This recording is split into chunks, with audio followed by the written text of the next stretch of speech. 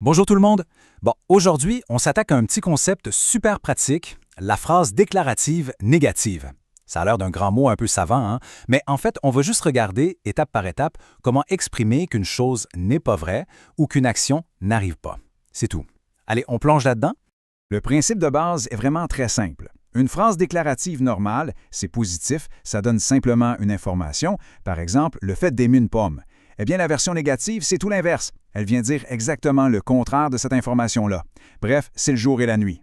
Et là, voici l'astuce magique pour ne jamais, au grand jamais, se tromper. C'est ce qu'on appelle le sandwich de la négation. Imaginons un bon vieux sandwich. Ça prend 2 tranches de pain, n'est-ce pas? En français, ça nous prend 2 petits mots pour fabriquer la négation. Tout comme le pain retient la garniture au milieu, nos 2 mots négatifs viennent toujours entourer le mot d'action. Ce fameux mot d'action, c'est le verbe. Bon, pour nos tranches de pain, on a quelques choix au menu. Pour construire l'extérieur de notre sandwich négatif, le grand classique, c'est d'utiliser la paire de mots ne et pas. Mais attention, ce n'est pas la seule recette. On peut très bien utiliser d'autres duos comme ne et plus ou même ne et jamais.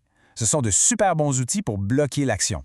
En pratique, c'est super visuel. Si on regarde la phrase « il ne mange pas de pommes », l'action, le cœur du sandwich, la viande, quoi, c'est le verbe « mange ».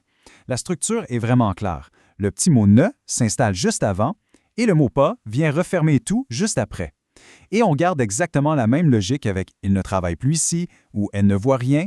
Nos 2 mots de négation emprisonnent le verbe bien confortablement au milieu. Alors pour terminer cette petite capsule, voici une réflexion toute simple. Dans la phrase « je ne parle pas anglais », où se cache donc le verbe piégé à l'intérieur de notre sandwich? Il suffit de chercher la petite action coincée entre nos 2 tranches de pain. Eh oui, on a maintenant absolument tout ce qu'il faut en main pour réussir nos phrases. Bon succès, on en est largement capable.